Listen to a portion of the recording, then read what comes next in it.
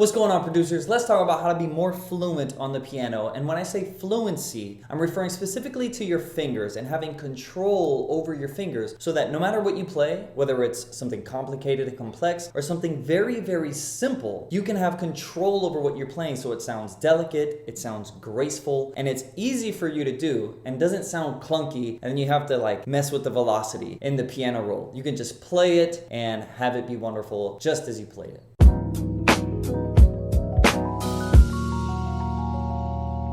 So this exercise that I'm going to show you actually comes out of piano repertoire. Those who have studied piano in the past, you may be familiar with this exercise. If you've never studied piano in the past, don't worry, I'm going to show you exactly how to do it right now. And this is one of those exercises that's like calisthenics. It's just so good for the fingers. There's so many different variations you can do on it, even when you start getting good at just the basic way of doing it, that it will serve you for years and years to come. And this is one of the things that I teach all producers and all musicians and songwriters who come into my private program. This is the first thing that we do, because it's one thing to be able to play chords and melodies, and it's another thing to be able to play chords and melodies with grace and with delicacy and have it sound good. And the only way to do that is to have control over your fingers and how loud or soft you want them to play and how fast or slow you want them to move, and for the fingers to be able to strike at the same time in the exact way you want it to. And this exercise, much like going to the gym, much like stretching your calves, stretching your hamstrings, curling your bicep, this exercise, you get better with it over time. And it only takes 2 minutes a day. Don't spend like 15-20 minutes doing this. That's stupid. Just spend 2 minutes a day and it's gonna pay off for you really, really majorly. So first I'm gonna demonstrate the exercise so you can see how it looks like from beginning to end, and then I'm gonna talk about it and break it down for you.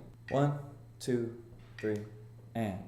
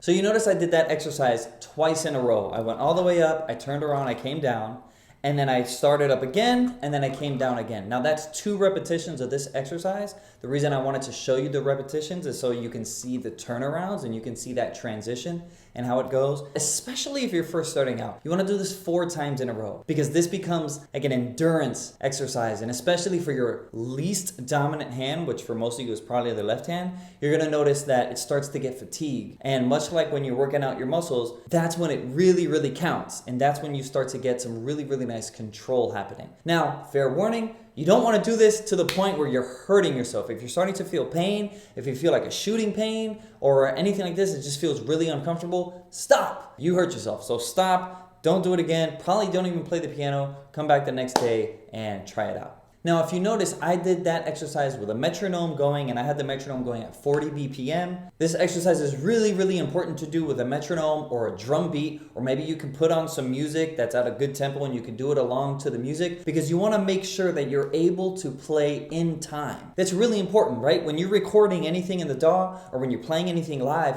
there's always a pulse. There's always a rhythm. And so we want to train our fingers to be able to play in time. So I can't stress enough how important it is to have a metronome going while you're doing this. And the number is arbitrary. You can have it at 40 BPM, you can have it at 90 BPM, you could have it at 120 BPM, or you could put on a song, like I mentioned, and just do it to the tempo of the song. But you want to make sure that you're doing that. Don't just do it all free willy-nilly, because you want to train your sense of time and you want to train your fingers to respond in time. So how do we actually do this? Well, let's talk about one hand at a time. Let's talk about the right hand first. Essentially what we're going to do is we're going to start on this C right here. And we're simply going to play 1, 2, 3, 4, 5, 4, 3, 2, 1. We're just going to do that. This is what the whole exercise is. Except to travel up the piano, what we're going to do is we're going to skip one note. So we're going to say 1, skip 1, and then travel up. Okay? So here's how that looks. Right? And then when we go back down, we just go back down in order until we reach the thumb. So here's how that first sequence looks. Right? Very simple. Skip, everything else is in order. And then when we get here, we repeat that sequence. So play, skip, everything else is in order. Then repeat that again. And repeat that again.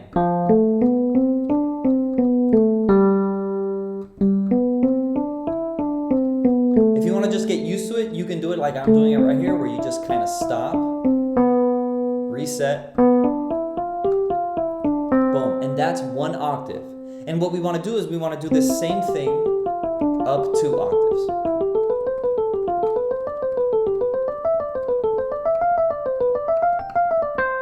Boom. And that's how we do it with the right hand. With the left hand, it's going to be the same exact thing. So we start 1 octave below where our right hand was. And we play the same thing where we play 1, skip, travel back down. And then we repeat that pattern. Then we repeat that pattern. And repeat that pattern. Now with your left hand, it may be just a little bit more difficult because again, it's not your dominant hand and you don't have as much control over your fingers, which is why this exercise is so awesome to start training that. And again, we're gonna go up 2 octaves.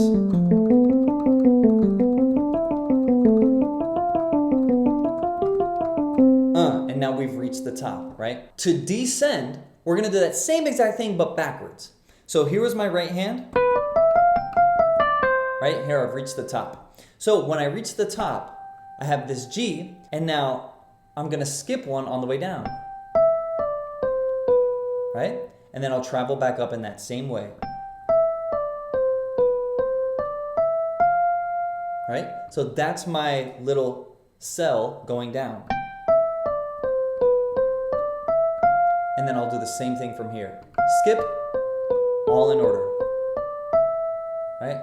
Here, skip, all in order. Same thing on the way down. And I'll do this, boom.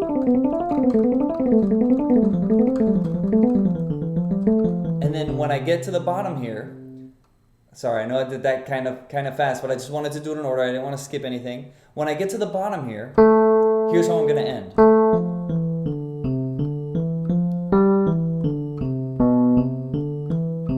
I'm going to end right there on that C. It's the same pattern all the way down, right? Same pattern. Once I get to this E, I'll just hit C because it's you can hear that it's kind of coming to an end, right? The music kind of tells you that you end there on C. Now with the left hand, it's the same exact thing. Okay, so once you reach the top here, right? What we want to do is we want to start on this G, and again, I'm going to skip 1, go down, travel back up. Reset, skip 1, travel back up, skip 1, all the way over. I'm not going to do that again. When I come back down here, and I'm going to end the same exact way. The fingers are just going to be a little bit different, but they're going to line up perfectly.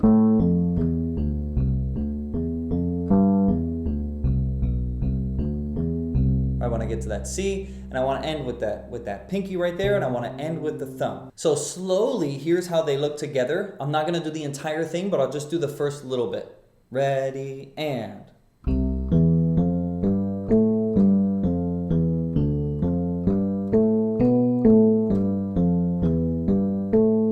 Notice how I'm trying to hit them exactly at the same time, right? I'm not, right? They're not happening all lopsided. This is the most important thing. So as slow as you need to go, so that you hit them precisely at the same time. That's what's most important. And even as you speed up,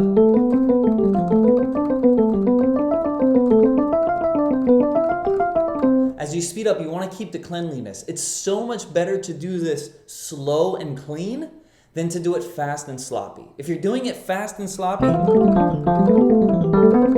you're not doing anything. You might as well just not even do this exercise. It's so much more beneficial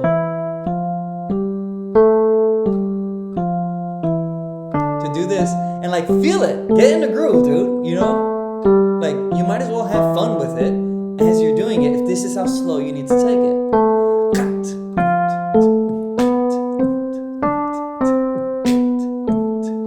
So on and so forth. So here's a part that's going to take a little bit of a learning curve, but as soon as you got it, and you don't need to learn it again. And that's the transition. That's the turnaround from ascending to descending. So I'm going to do one hand at a time so you can see it, and I'll start from pretty close to the top just so you can see the turnaround.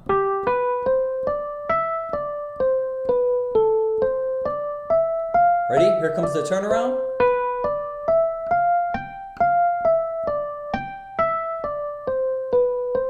And then we proceed with that.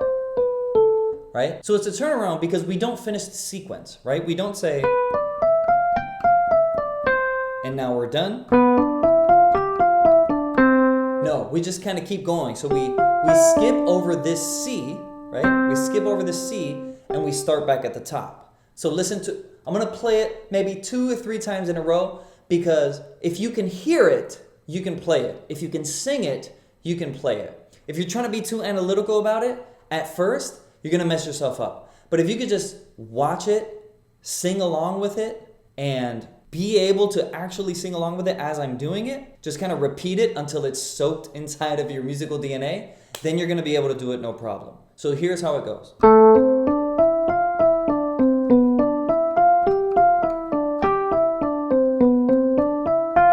Right? That would be actually the perfect thing to practice right there.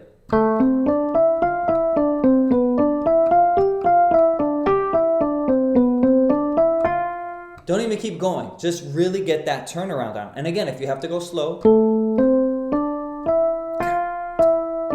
have that metronome going.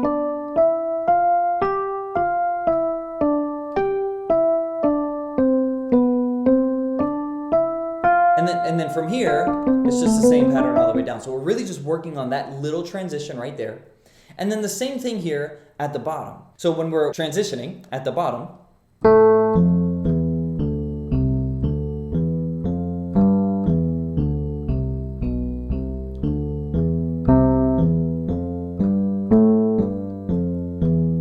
we just kind of reset back to the thing that we did at the beginning, right?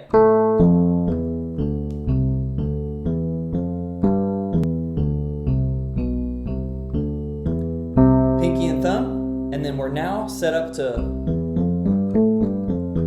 ascend again. So what I would recommend if that's confusing too, if you're not catching it, guess what? You can rewind this video and watch that part as many times as you need to until it sticks in your brain and you can start practicing that and executing on that, because that's the most important thing. You could watch me and you can hear me talk all day, but if you don't do it yourself, you're not going to be able to get what you're looking for out of the exercise. All right, so before we get on to the last piece of the puzzle that needs to be in place for this exercise to have maximum effect, let's quickly recap what we've talked about so far. Number 1, we want to be playing with a steady tempo. Remember, you can have a metronome on, or you can throw a drum loop on, or you can put on a song if you want to be, if you want to have a little bit more fun with it. I don't mind using the metronome. And with the metronome, you have the most flexibility because you can turn it up, you can turn it down, you can find the tempo that works right for you. And remember, slow and clean is better than fast and sloppy. Number 2, we want clean and confident strokes, and we want them to happen at the same time. And so when I say strokes, I mean strokes of the finger. Strokes of each finger. We want to have that confident motion, right? You want it to just sound confident. Clean, boom, nice and easy. Everything is hitting at the same exact time. Got a little sloppy right there at the end. And the very last thing that you want to keep in mind as you do this to get the maximum benefit out of this exercise is the maraca in hand technique. What do I mean by this? Well, I happen to have a maraca right here. And what I want to do is I want to play like if I'm holding this maraca like this. What do I mean? Most people, when they play the piano, especially beginners, and this is fine because you don't know any better, so how could you know to play like this maraca in a hand? They play with flat fingers, right? They try to, they'll be trying to play whatever, but let's say we're playing this exercise, right? They'll be trying to do it like this. And so from the side, that looks like this.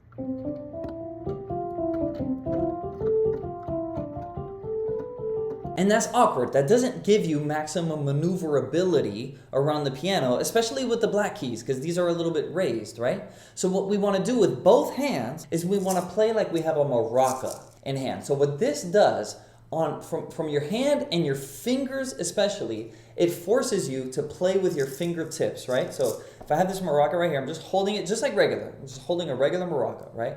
And if I take this out of my hand and I leave my hand in the same shape, and then I drop this on the piano, my fingertips touch, right?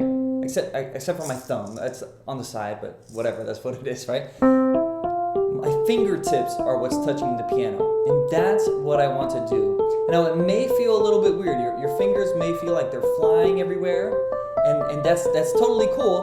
Try to keep them relatively in the same position. You don't want them like going everywhere. You want to keep them just hovering slightly above the piano, because that's what's going to allow you to have the most ease, the most fluency, delicacy, and grace as you're playing. Here's how that looks from the side.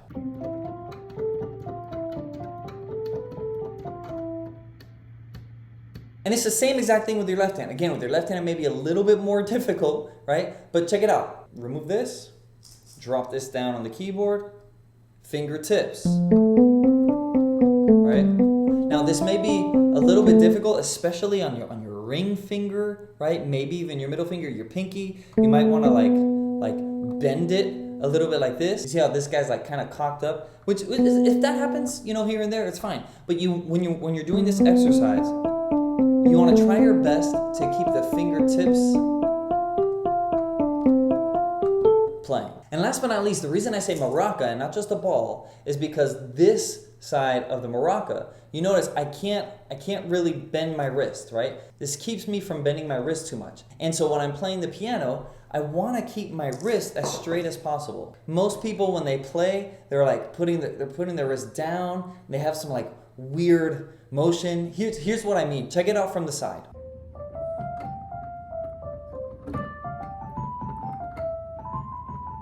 And so we don't want that, right? We want to keep it straight. We want to keep our wrist nice and straight because that's what's going to allow us for, maximum fluidity as we play this exercise.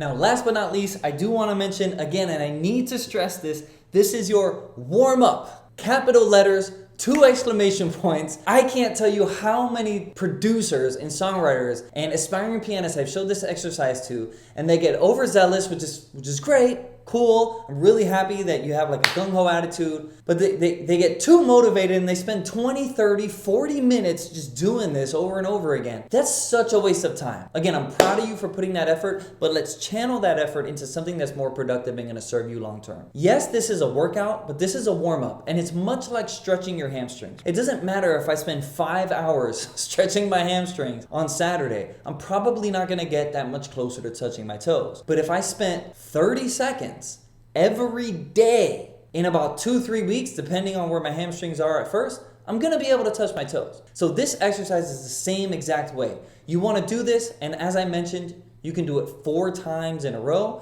Go up and down once, up and down 2, up and down 3, up and down 4. call it a day. And while you're doing that, don't just go through the motions. Really give that conscious effort. You notice how sometimes I make like a funny face while I'm doing this because I'm really concentrated and making sure that it's clean, that my the Moroccan hand technique, getting clean, confident strokes, and especially when I'm doing this at faster tempos, I want to make sure it's as clean and I'm as relaxed as I possibly can be. I'm telling you, just do this for 2 minutes, 3 minutes, 4 minutes at the very most. However long it takes you to get through that one exercise, just do that before you start playing for the entire day. And if you haven't, let's say you started in the morning and then you're gonna come produce at night or something like that, and you know you're gonna be playing the keys, just do it as a quick warm up. Even if you just go up and down once, or you do it just in one octave, do that before you play every single time. And everything that you play for the rest of the day is going to be so much easier. You're gonna have so much more control over your fingers, so much more control over what you're doing, that even when you play the simplest stuff, it's gonna have so much delicacy and grace and beauty to it. And when you're playing the more difficult stuff, it'll be a lot easier to accomplish because you'll have more control over your fingers. And before we go, I want to mention that there's a bunch of different variations that we can do on this hand and exercise, including different accents, including going like way up and down all the way in the piano. There's a lot of different things that we can do that, and you know, changing the pattern up a little bit, that keeps it interesting. So by the time you start to get comfortable with this after a week or two, or maybe a month, right? Depending if you've never touched the piano before, it's gonna be a little bit more of a learning curve. But after a little bit of time of doing this, you're gonna start to feel comfortable with it. So you wanna change it up. You wanna add some variations into this so you can keep it fresh, you can keep challenging your fingers, you can keep taking it to the next level. So if you want a video on some variations that you can do on this, just drop a comment down below saying variations and I'll make one for you. If you're a producer and songwriter and you like content like this and you really want to level up your soulful piano game so that you can play piano specifically for music production without necessarily having to learn sheet music or traditional music theory that doesn't necessarily apply to the music that you make, I have some awesome free goodies down in the description, along with my Piano for Producers community that specializes in teaching you how to do just that. All that information is down below if you're interested. Please be sure to like this video and subscribe. It helps the channel way more than you know. And also, so you can get notified when videos like this drop. My name is BruceBeats. Peace.